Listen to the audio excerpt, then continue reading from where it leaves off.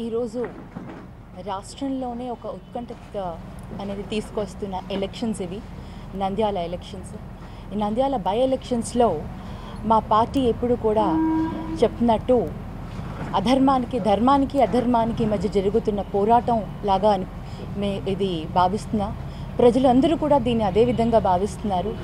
ఇవాళ గడప గడపకు వెళ్ళి క్యాంపెయినింగ్ చేసినప్పుడు పొద్దున ప్రతి ఒక్కరిలోనూ వైఎస్ రాజశేఖర రెడ్డి గారి అభిమానం ఇంకా ఉంది. ఆయన చేసిన స్కీమ్స్ కానివ్వండి అవన్నీ కూడా చూస్తుంటే మాకు ఎంతో సంతోషంగా ఉంది. అంతేకాకుండా ప్రతి ఒక్కరు కూడా వెళ్ళినప్పుడు ఒకటే అంటున్నారు, అప్పుడు కూడా మేము వైఎస్ఆర్ పార్టీకి వేసామమ్మా, అప్పుడు కూడా మేము వైఎస్ఆర్ పార్టీనే గెలిపించాము అనేసి. సో ఆ ధైర్యం మాకు చాలా ఉంది. మరి ఇప్పుడైతే ఏదైతే పార్టీలు మారి వెళ్ళారో వాళ్ళందరికీ కూడా మా పార్టీలో ఒక సిద్ధాంతం పెట్టుకున్నాము. ఎవరైనా కూడా పార్టీలోకి రావాలి అంటే పార్టీకి రిజైన్ చేసి వేరే పార్టీలో ఏదైతే గెలిచారో ఆ పార్టీకి రిజైన్ చేసి మా పార్టీలో రావాలని చెప్పి ఒక సిద్ధాంతం పైన శిల్పా చక్రపాణి రెడ్డి గారు కూడా తన ఎమ్మెల్సీకి రాజీనామా చేసి వైఎస్ఆర్సీపీ పార్టీలోకి రావడం జరిగింది. అంటే రాజ్యాంగానికి మేము ఇస్తున్న విలువల్ని ఒకసారి ప్రజలందరూ కూడా గుర్తించాలి. ఎప్పుడైనా సరే రాజ్యాంగాన్ని మనం గౌరవిస్తున్నామో అప్పుడే మనకి ప్రజల్లో ఆ విలువ అనేది ఉంటుంది అనేది మా పార్టీ సిద్ధాంతం. ఆ సిద్ధాంతాల ప్రకారమే మేము కూడా ముందుకు వెళ్తున్నాము. ఈరోజు కూడా నంద్యాలలో ఈ ఉప ఎన్నికలు ఏవైతే ఉన్నాయో వీటికి కూడా చెప్పాలి అంటే అసలు ఇది వన్ సైడెడ్ ఎలక్షన్స్ అవ్వాలి. వైఎస్ఆర్సీపీ టికెట్ కాబట్టి వైఎస్ఆర్సీపీ గెలిచారు కాబట్టి ఇది వైఎస్ఆర్సీపీకే వదిలేయాల్సిన నియోజకవర్గం అయింది. కానీ దీంట్లో పోటీ అనేది జరుగుతుంది. మరి ఆ పోటీకి ప్రజలు తప్పకుండా వాళ్ళు ఒక నిర్ణయాన్ని వాళ్ళు ప్రకటిస్తారు. ఆ ప్రకటించే నిర్ణయం తప్పకుండా ధర్మం వైపే ఉంటుందని కూడా మేము ఆశిస్తున్నాము. అంతేకాకుండా ఈరోజు నంద్యాలకి అభివృద్ధి అంటూ చాలా స్కీమ్స్, చాలా పథకాలు, చాలా అభివృద్ధి పనులను తీసుకురావడం జరిగింది. గత 3.5 సంవత్సరాల్లో జరగని ఏ అభివృద్ధి కూడా ఈరోజు ఇక్కడికి రావడం అనేది అందరికీ కూడా చాలా క్లారిటీతో కనిపిస్తూ ఉంది. మరి అలా చెప్పాలి అంటే కర్నూలు నియోజకవర్గంలో నేను చెప్పాలి అంటే ఈసారి వర్షాలు లేక గత 3 సంవత్సరాలకు వర్షాలు లేక నీటి సమస్యతో ఎంత ఇబ్బందులు పడుతున్నాం. దానిపైన ఎవరు కూడా ఎటువంటి ఇది కూడా వాళ్ళు చూపించట్లేదు. ఏ విధంగా సమస్యను పరిష్కరించాలి అన్న కోణంలో కూడా ప్రభుత్వం ఆలోచించట్లేదు. మరి ఇవన్నీ కూడా ఆలోచిస్తే కర్నూలులో ఉన్న హంద్రీనీవా నీళ్ళని కూడా అనంతపురంకి తరలిస్తున్నారు. 32 టీఎంసీ లిఫ్ట్ చేస్తే కూడా దానిలో 23 టీఎంసీలు అనంతపురంకి తీసుకెళ్లారు. ఈరోజు కర్నూలులో తాగడానికి కూడా చాలా ఇబ్బందిగా ఉంది. ఇరిగేషన్ పక్కన పెట్టండి, అసలు మంచినీళ్ళు తాగడానికి లేకుండా ఇప్పుడు 11వ తేదీ తర్వాత అసలు ఏ విధంగా పరిస్థితి ఉండబోతుందో అని కూడా భయపడే ఆందోళనకరమైన పరిస్థితుల్లో కర్నూలు ఉంది. మరి ఇలాంటి పరిస్థితులు ఉన్న ప్రాంతాలను పట్టించుకోకుండా ఒక నియోజకవర్గానికి బై ఎలక్షన్స్ వచ్చాయని ఆ నియోజకవర్గం వైపే దృష్టి చూపించడం ఎంతవరకు సమంజసమో మరి తెలియట్లేదు. ప్రభుత్వానికి అన్ని ప్రాంతాలు సమానంగా ఉండాలి. ప్రభుత్వం అన్ని ప్రాంతాల ప్రజల్ని సమానంగా చూడాలి. ఓటు వేసిన వాళ్ళకి ఒకలాగా, ఓటు వేయని వాళ్ళకి ఇంకొకలాగా అంటూ మటుకు ఎప్పుడూ ఆ విభేదాలు చూపించకూడదు. అలాంటి పరిపాలన అనేది మంచిది కాదు అని మేము అందరం కూడా తెలియచేస్తున్నాము. ప్రజలందరూ కూడా మీ వాళ్ళే, ప్రజలందరూ కూడా ప్రభుత్వానికి సమానంగా ఉండాలి. మరి అలాంటప్పుడు కొన్ని ప్రాంతాలలో ఎందుకు నెగ్లెక్ట్ చేస్తున్నారు, కొన్ని ప్రాంతాలను ఎందుకు చెన్నిచొప్పు చూస్తున్నారు అనేది కూడా ఆలోచించాల్సిన విషయం. మరి మహిళల్ని చూడండి, ఇవాళ వృద్ధుల్ని చూడండి, ఎక్కడ వెళ్ళినా కూడా పెన్షన్స్ రావట్లేదని, వితంతువులు కూడా పెన్షన్స్ రావట్లేదని చాలామంది ఎక్కడిపోయినా కూడా అదే సమస్య మీద ముందుకు వస్తున్నారు. మరి మహిళలైతే డ్వాక్రా రుణాలు మాఫీ అన్నారు, అవన్నీ కూడా సరిగ్గా ఒక కరెక్ట్ ప్లానింగ్ ప్రకారం చేయకుండా ఆ రుణమాఫీ అనేది కూడా చేయనందుకు చాలామంది ఇబ్బందులు కూడా పడుతున్నారు. వాళ్ళకి చేసిన కొంతమంది కూడా ఏ విధంగా చేశారో తెలియట్లేదు. ఆ వడ్డీలు ఇంట్రెస్ట్ అనేది కూడా దానికి సరిపోవట్లేదు, కొత్త రుణాలు రావట్లేదు అన్న సమస్యలతో చాలామంది చాలా విధాలుగా ఇబ్బందులు పడుతున్నారు. మరి యువత చూస్తే ఉద్యోగాలు లేక ప్రతి ఒక్క దగ్గర వెళ్ళినా కూడా ఇందాకే ఒక మీటింగ్కి వెళ్ళొచ్చాం, అక్కడ జనం అందరూ కూడా ఒకటే ప్రశ్నిస్తున్నారు, ఉద్యోగాలు ఇస్తానన్నారమ్మా, ఉద్యోగాలు లేవు. మా పిల్లలందరూ కూడా చదువుకున్నారు, ఇంజనీరింగ్ కంప్లీట్ చేసుకున్నారు, అన్ని చదువులు కంప్లీట్ చేసుకొని ఉద్యోగాలు లేక ఏం చేయాలో అర్థం కాని పరిస్థితుల్లో ఉన్నారు అన్నారు. మరి ఇవన్నీ సమస్యలను ప్రభుత్వం ఎందుకు దృష్టిలో పెట్టుకోవట్లేదో కూడా అర్థం కావట్లేదు. ఒక ఎలక్షన్స్ కోసమే మనం ఏదైనా అభివృద్ధిని చూపిస్తున్న ఆ తాత్కాలికమైన అభివృద్ధి పనులు అనేది ప్రజలు అర్థం చేసుకోవాలి, అర్థం చేసుకుంటున్నారు కూడా. తప్పకుండా వైఎస్ఆర్సీపీ పార్టీని ఆదరిస్తారు. ప్రతి ఒక్కరు కూడా అంటున్నారు, మాకు తెలుసు ఈ 1.5 సంవత్సరంలో మేము వైఎస్ఆర్సీపీకి పార్టీకి ఓటు వేసినా కూడా ప్రభుత్వంలోకి రాదు కానీ మేము న్యాయం వైపే ఉంటాము, మేము శిల్పా మోహన్ రెడ్డి గారికి మేము ఓటు వేస్తాము అని ప్రతి ఒక్కరు అని మమ్మల్ని చాలా ఉత్సాహపరుస్తున్నారు. ఈ రిజల్ట్ మాకు చాలా ఆనందాన్ని ఇస్తుందని మేము అందరం కూడా ఆశిస్తున్నాము. ఈరోజు ఈ పరిణామాలు ఏవైతే జరుగుతున్నాయో ఇలా జరగకూడదు. రాజ్యాంగ పరంగా మనం వెళ్ళాలి, మనం ప్రజలందరికీ ఆదర్శదాయకంగా ఉండాలి. కానీ రాజ్యాంగాన్ని మనం ఉల్లంఘించి ప్రజలకి ఎటువంటి మెసేజ్ ఇస్తున్నామో అనేది ఆలోచించాలి. మనం అందరం కూడా ప్రజలకు ఒక మంచి మెసేజ్ని ఇవ్వాలి. కాబట్టి ఒకటి మేము ఖచ్చితంగా చాలా ధైర్యంగా కాన్ఫిడెంట్గా ఒకటి చెప్పగలుగుతాం, వైఎస్ఆర్సీపీ పార్టీ సిద్ధాంతాలపైన నిలబడి ఉంది, మాట మీద నిలబడి ఉంది. ఏదైనా సరే మాట ఇచ్చాక దానికి కట్టుబడి ఉండాలి అన్న ఒక నిర్ణయం పైన ఉన్నాం. కాబట్టి మేమందరం చాలా గర్వపడుతున్నాం. మేమందరికి ప్రజల్లో ధైర్యంగా వెళ్ళి మేమందరం ప్రజలకి మేము మా గురించి చెప్పుకోగలుగుతున్నాం, ఓటు వేయమని అడగగలుగుతున్నాం. ఆ సంతోషం మాకు ఉంది. కాబట్టి మేము చాలా ఆనందిస్తున్నాం. తప్పకుండా ఈ రిజల్ట్ అనేది వైఎస్ఆర్సీపీ పరంగానే వస్తుందని కూడా ఆశిస్తున్నాం. Thank you. నంద్యాల ఉప ఎన్నికలు ఏ సందర్భంగా జరుగుతున్నాయి, ఎందుకు జరుగుతున్నాయి అనేది మీకు అందరికీ తెలిసిన విషయమే. ఇక్కడ ఒక అకస్మాత్తుగా ఈ ఉప ఎన్నికలు రావడం జరిగింది.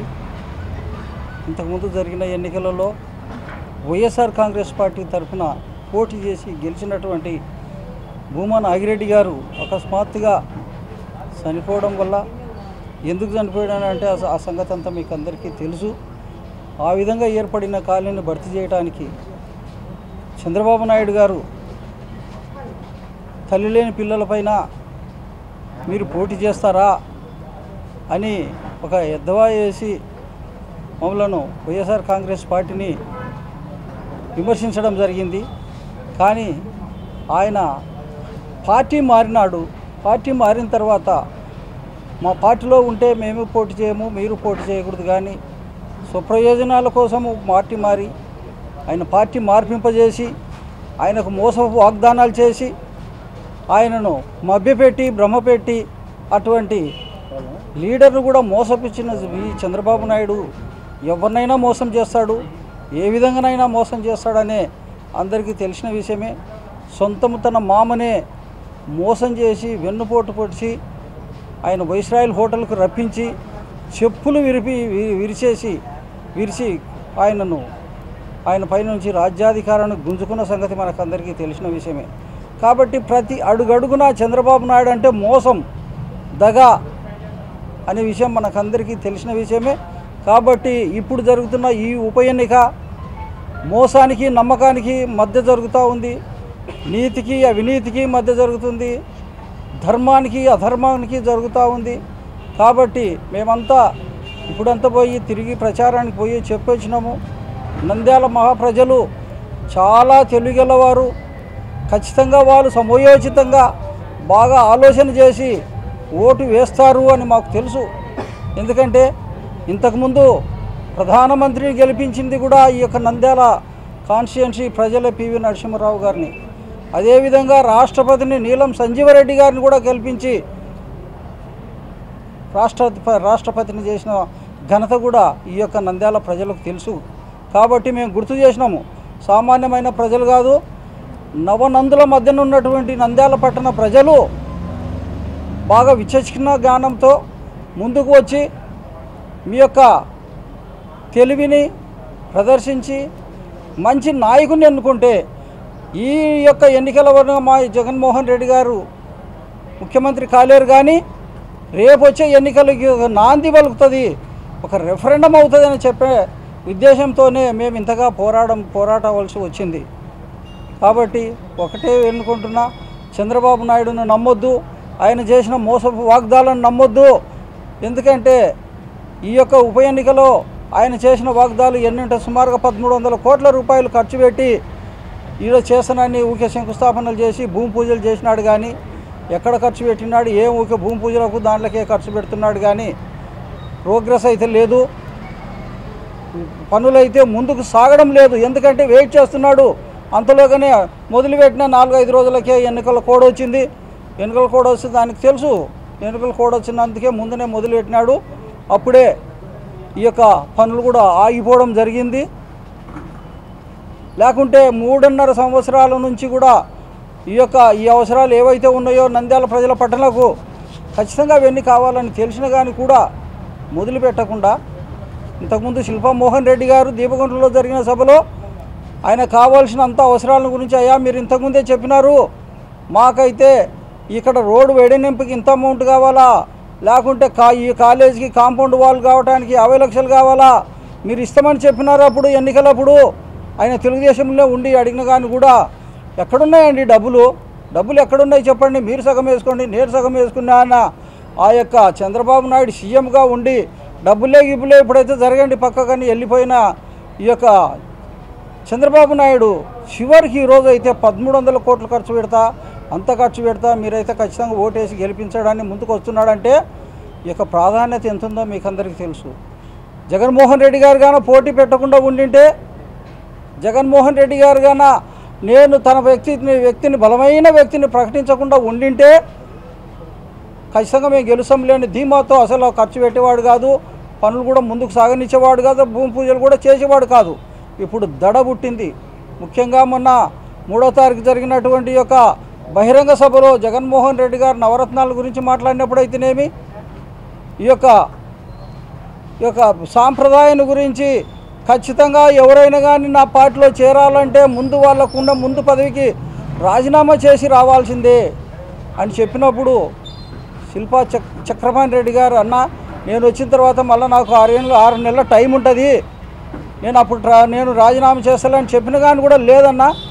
నైతిక విలువలకు కట్టుబడిన పార్టీ కాబట్టి, చంద్రబాబు నాయుడు లాగా మోసం చేసి 4 మాటలు చెప్పి పబ్బం గడుపుకునే వ్యక్తిని కాదు కాబట్టి నువ్వు ఖచ్చితంగా రాజీనామా చేస్తేనే నేను ఆ పార్టీలోకి అంగీకరిస్తా, ఎప్పుడైనా రా, నువ్వు తర్వాత అయినా రా, వచ్చి రాజీనామా చేసి నా పార్టీలో చేరన్నప్పుడు ఆయన మనసు కష్టపెట్టుకొని నేను నీతి గలవాడిని, ఖచ్చితంగా నేను నీతి నియమాలకు కట్టుబడి ఉన్నా కాబట్టి ఇప్పుడే రాజీనామా చేస్తానని చెప్పి స్పీకర్ ఫార్మేట్లో ఆయన రాజీనామా రాసి సంతకం పెట్టి జగన్మోహన్ రెడ్డి గారికి ఇచ్చిన సంగతి ఘటన మనమంతా చూస్తూనే ఉన్నాం. కాబట్టి ఈయనైతే చంద్రబాబు నాయుడు గారు సుమారుగా 21 మంది ఎమ్మెల్యేలను ఏ విధమైన నీతి నియోజకాలకు తిలోదకాలు ఇచ్చేసి ఏ కట్టడి లేకుండా సింపుల్గా డబ్బులకైతేనేమి ఆశ చూపించి అయితేనేమి చేర్చుకొని ఈరోజు ఆ యొక్క ఆవేదనకు గురైపోయి, లేకుంటే మనసుకు కష్టం కలిగించుకొని గురైపోయి మన భూమా నాగిరెడ్డి గారు చనిపోయిన సంగతి మనకందరికీ తెలిసిన విషయమే. లేకుంటే వచ్చిన వాళ్ళు వాళ్ళంతా కూడా మిగిలిన 20 మంది కూడా చాలా మంచి వాళ్ళని మేము నమ్ముతున్నాము. ఎందుకంటే వైఎస్ఆర్ కాంగ్రెస్ పార్టీ తరఫున గెలిచిన వాళ్ళంతా మంచోళ్ళే, కానీ వాళ్ళను ప్రలోభపెట్టి వాళ్ళకు ఆశలు చూపి వాళ్ళకు మోసం చేసి ప్రతి ఒక్కరికి మినిస్టర్ ఇస్తానని మోసం చేసినప్పుడు నమ్మి గొర్రెల్లాగా అతోలికి పోయినారే తప్ప వాళ్ళంతటా వాళ్ళు పోలేదు. ఆ విధంగా వాళ్ళని నాశనం చేశాడు, ప్రజలను నాశనం చేసినాడు, మహిళలను నాశనం మోసం చేసినాడు, అందరినీ మోసం చేసుకుంటూనే పోతున్నాడు. కాబట్టి ప్రజలు గుర్తించాలా, ప్రజలు గుర్తించి మనకు అసలైన పార్టీ ఏది, ఎవరి వల్ల మనకు న్యాయం జరుగుతుంది, ఎవరు రాజ్యాంగాన్ని సంరక్షిస్తారు, ఎవరి వలన రాజ్యాంగాలకి మేలు జరుగుతుంది అని రాజ్యాంగం పైన నమ్మకం ఉన్న ప్రతి ఒక్కళ్ళు కూడా ఖచ్చితంగా వైఎస్ఆర్ కాంగ్రెస్ పార్టీకి ఓటేస్తారని నేను నమ్ముతున్నా. ఎందుకంటే రాజ్యాంగంలో సురక్షితమైన రాజ్యాంగంలో ఉండాలంటే బలమైన పార్టీని మనం ఎన్నుకోవాలా. వాళ్ళు ఇచ్చే ఏదో వాళ్ళ ప్యాకేజీ కానీ అమ్ముడుపోకుండా ఖచ్చితంగా ఈ యొక్క పార్టీ పైన నమ్మకం ఉంచి, నాయకుని పైన నమ్మకం ఉంచి ఆ పార్టీకి ఓటు వేయాలని కోరుతున్నా. ఎందుకంటే ఇప్పుడు రాను మనం చూస్తుంటే మన జగన్మోహన్ రెడ్డి గారు ప్రతిపక్ష నాయకుడు కాదు, ఆయనంగా ఒక కాబోయే నేతనే, కాబోయే సీఎం అని నమ్ముతున్నాం. కాబట్టి రేపు ఆయన కూడా ఈ యొక్క ప్రచారానికి వస్తున్నారు. ఇంకా జనాలను మేము పట్టుకోలేము, ఎట్ట కంట్రోల్ చేయాలని మేము చాలా పకడ్బందీగా ఏర్పాట్లు చేసుకుంటున్నాము. ఖచ్చితంగా ఈ యొక్క ప్రచార కమిటీలు కానీ ప్రచార సభలు కానీ విజయవంతమవుతాయి. ఖచ్చితంగా వచ్చే ఎన్నికలలో ఈ యొక్క బై ఎన్నికలలో వైఎస్ఆర్ కాంగ్రెస్ పార్టీ ఘనమైన విజయం సంపాదించి మన జగన్మోహన్ రెడ్డి గారికి అంకితం ఇస్తారు నంద్యాల ప్రజలని నమ్ముతున్నాము. ఈరోజు ఈ ఉప ఎన్నికలు ఎందుకు ఇంత హడావుడిగా ఇంత మంత్రులను పెట్టి నంద్యాలలో పెట్టాల్సిన అవసరం ఏమీ లేదు. ఎందుకంటే మేము తెలుగుదేశం మేము ఎప్పుడు కూడా అభివృద్ధి ఎక్కడ చేయలేదు. మేము ఓటమిని చూస్తామనే ఉద్దేశంతోనే ఈరోజు 20 రోజుల నుంచి మంత్రులను అందరిని ఎమ్మెల్యేలను ఈ నంద్యాలలో పెట్టడం జరిగింది. అదే వాళ్ళ ఓటమికి భయంతోనే అలా చేసుకుంటున్నారు. కానీ మా వైఎస్ఆర్ కాంగ్రెస్ ఎమ్మెల్యేలు అంతా ఈ అభివృద్ధి చేస్తాము, దానికే మేము పార్టీలు మారుతున్నామని కోడుమూరు అయితేనేమి, కర్నూలు అయితేనేమి ఆ రోజు అభివృద్ధి కోసమే మేము పార్టీ మారుతున్నాం అన్నారే. ఎక్కడ అభివృద్ధి చేశారండి? కోడుమూరు అయితేనేమి, మన కర్నూలు అయితేనేమి ఎక్కడ కూడా అభివృద్ధి అంటూ ఏమీ లేదు. వాళ్ళు అభివృద్ధి అంటే ఏదైనా ఒకటి చేసి చూపించాలా కదా. తెలుగుదేశం పార్టీలోకి వెళ్ళిన తర్వాత ఫ్యాన్ గుర్తుతో వాళ్ళు గెలిచారు. ఆ గుర్తుతో జగన్మోహన్ రెడ్డి గారి గుర్తు పెట్టుకొని, మన పెద్ద ఆయన రాజశేఖర రెడ్డి గారు గుర్తు పెట్టుకొని వాళ్ళు గెలిచినారు తప్ప వాళ్ళ వ్యక్తిగతంగా కాదు కదా. ఆ రోజు ఏ గుర్తుతో గెలిచారో అదే గుర్తుని ఈరోజు రిజైన్ చేసి వెళ్ళి వాళ్ళు ఇప్పుడు ఎమ్మెల్యేలు అయ్యి అభివృద్ధి చేయొచ్చు కదా. నేను ఈరోజు అడుగుతున్నాను. ఎక్కడ కూడా వాళ్ళ అభివృద్ధి లేదు. అలా చేశారు కాబట్టి వాళ్ళకి నమ్మకము మేము ఏం చేసినామని వాళ్ళే ప్రశ్నించుకొని ఈరోజు నంద్యాలలో భయభ్రాంతులై ఈరోజు అందరూ ఎమ్మెల్యేలు అయితేనేమి, మినిస్టర్లు అయితేనేమి తిష్ట వేసుకొని 20 రోజుల నుంచి ఇక్కడ మనుషుల్ని భయభ్రాంతులు చేసుకుంటా ఎవరైతే మన వైఎస్ఆర్ పార్టీలో చాలామంది చాలా చూస్తున్నారు. అందరూ కూడా మన వైఎస్ఆర్ పార్టీలోకి రావడం జరుగుతుంది. వచ్చిన మరుక్షణమే వాళ్ళ మీద కేసులు పెట్టడము, ఎస్సీ కేసులు పెట్టడము, వాళ్ళ మీద మీ ఇంట్లో సోదాలు, మీ ఇంట్లో డబ్బులు ఉన్నాయని బెదిరించడం చేయడము, కౌన్సిలర్లు అయితేనేమి అందరి ఇళ్లలో సోదాలు. ఒక్క వైఎస్ఆర్సీపీ కౌన్సిలర్ల ఇంట్లోనే డబ్బులు అన్నీ ఉంటాయని వాళ్ళు ఎట్లా ఊహించుతారండి? ఇంతవరకు ఎవరు కూడా చేసినారు కానీ సోదాలు ఒక్కరింట్లో కూడా ఏం పట్టుబడినది ఏంది లేదు. కానీ వాళ్ళ 3 సంవత్సరాల ముండేళ్ళు అవుతుంది వాళ్ళు వాళ్ళ అధికారం చేపట్టి, కానీ ఎక్కడా అభివృద్ధి అంటే లేదు. కర్నూలు జిల్లాలో మేయర్ ఎలక్షన్లని కోడ్ వస్తానే మంత్రి గారు నారాయణ గారు ఈ శిలాఫలకాలు మేము కర్నూలుని అభివృద్ధి చేస్తామని స్టార్ట్ చేసి ఓపెనింగ్ చేసి వెళ్ళారు. కానీ ఎక్కడ అభివృద్ధి అంటే లేదు. అవి మూతపడిపోయినాయి. ఎందుకంటే మేయర్ ఎలక్షన్లు ఇదైపోయినాయి కదా. ఇప్పుడు ఇప్పట్లో జరగలేదు కాబట్టి వాళ్ళు కూడా అభివృద్ధిని స్టార్ట్ చేసేసినారు. వాళ్ళు తెలుగుదేశం పార్టీ ఎట్లా ఉందంటే ఎక్కడైతే ఎలక్షన్ ఉంటుందో అక్కడ అభివృద్ధి గుర్తొస్తుంది వాళ్ళకి. ఎక్కడైతే ఎలక్షన్లు ఉండవో అప్పుడు వాళ్ళకి ప్రజలు మతికిరారు, ఎవరు రైతులు మతికిరారు, నిరుద్యోగులు మతికిరారు, ఎవరు మతికిరారు. ఈరోజు నంద్యాలలో ఎలా భయపడిస్తున్నారండి ప్రజల్ని. మేము ఇప్పుడు అభివృద్ధి చేస్తాం, మీరు ఎప్పుడైతే మీరు ఓటు వేయరో మేము ఓడిపోయిన తర్వాత మీకు అభివృద్ధి జరగదని ఎలా చెప్తారండి? ఒక్కసారి వచ్చిన తర్వాత ఫండ్స్ అవి ఎలా వెనక్కి తీసుకెళ్తారు? అట్లా ప్రజలు ఎవ్వరు కూడా భయపడొద్దండి. ఒక్కసారి స్టార్ట్ అయిపోయినాక ఖచ్చితంగా జరుగుతుంది. కాబట్టి ఒక్కటే నిదర్శనం, మన జగన్మోహన్ రెడ్డి గారు చక్రపాణి రెడ్డి అన్నని ఒక్కసారి రాజీనామా లెక్క తీసుకొని నా దగ్గరకు రండి అన్నారు కదా, అది ఒక్కటే నిదర్శనం. జగన్మోహన్ రెడ్డి గారు ఎలా స్టాండర్డ్గా ఉండి ఎలా నీతిగా చేస్తున్నారో, ఇప్పుడు కూడా నవరత్నాలు కూడా మనకి విడుదల చేస్తున్నారు కాబట్టి ఇదొక్కటి నిజాయితీ అనమాట. మనకి చక్రపాణి రెడ్డిని ఎలా రాజీనామా లేక అందుకున్నారో ఇదొక్కటి చాలు మనకు ప్రజలందరికీ నిదర్శనం అనమాట. రేపొద్దున కూడా అన్న నవరత్నాలు విడుదల చేశారు, అవన్నీ కూడా ఖచ్చితంగా చేస్తాడు. ఇంకా ఇప్పుడు అందరూ కూడా నేను 20 రోజుల నుంచి కూడా నంద్యాల పట్టణంలో పర్యటిస్తున్నాను. ఎక్కడ చూసినా మేము రాజశేఖర రెడ్డి పాలనలో నుంచి మేము వైఎస్ఆర్లో అప్పటి నుంచి ఉన్నామమ్మా. మేము ఎక్కడ పోతామమ్మా? ఆయన కుమారుడు కానీ మేము ఇప్పుడు ఖచ్చితంగా సీఎంగా చేస్తాం, మా నంద్యాల నుంచే మేము చేస్తామని ప్రతి ఒక్కరు నుంచి స్పందన వస్తుంది. మేము వెళ్ళిన ప్రతి ఇంటికి కూడా మేము ఇదే వింటున్నాము, ఇదే ప్రచారం. ఎలా ప్రజలంతా ఎలా ఉత్సాహంతో ఉన్నారో, ఎలా ముందుకు మమ్మల్ని స్వాగతం పలుకుతున్నారో నేను 20 రోజుల నుంచి చూస్తున్నాను. ఎక్కడ కూడా మాకు అగనిస్ట్ అనేది ఒక్క మనిషి కూడా వ్యతిరేకం అనేది చెప్పలేదు. ఎవరు చూసినా రాజశేఖర రెడ్డికి పాలన రావాలి, జగన్మోహన్ రెడ్డి గారు సీఎం కావాలి, ఇక్కడ మా నంద్యాల నుంచి మేము గిఫ్ట్కి ఇస్తామని అంటున్నారు. కాబట్టి ఎవ్వరు కూడా భయపడాల్సిన అవసరం లేదు. ఇప్పుడు జరుగుతున్న అభివృద్ధులు ఎక్కడ స్టాప్ కావు. ఇప్పుడు ఎలా వాళ్ళు అభివృద్ధి ఈ ఎలక్షన్లో షాక్ పెట్టుకొని అభివృద్ధి చేస్తున్నారు కానీ అంటున్నారు. కానీ ఎప్పుడైనా ఇది అభివృద్ధి అనేది ఎప్పుడైనా జరగాల్సిందే, ఎవరైనా చేయాల్సిందే అభివృద్ధి అనేది. ఒక నాయకుడిగా మీరందరూ ప్రజలు ఎవరు భయపడొద్దండి. ఒకవేళ ఓటు వేయకోకుండా అభివృద్ధి స్టాప్ అయిపోతుందేమో అనే భయభ్రాంతులు ప్రజలు ఎవ్వరు కూడా తెలుసుకున్నారు. అందరూ కూడా తెలుసుకొని ఉత్సాహంగా ముందుకు వస్తున్నారు. కాబట్టి మన అన్నని శిల్పమ్మ రెడ్డి గారిని నంద్యాల ప్రజలు చాలా వ్యక్తిగతంగా కూడా చాలా మంచి మనిషి అని చెప్పారు. ఇప్పుడు కూడా మేము 20 రోజుల నుంచి తిరుగుతున్నాము. అందరూ కూడా అదే స్పందన ఉంది. కాబట్టి ఖచ్చితంగా వైఎస్ఆర్సీపీ మన శిల్పా మోహన్ రెడ్డి గారిని గెలిపిస్తారు. ఫస్ట్ అన్నకు జగన్మోహన్ రెడ్డి గారికి ఫస్ట్ గిఫ్ట్ నంద్యాల నుంచే స్టార్ట్ అవుతుంది నేను చెప్తున్నాను.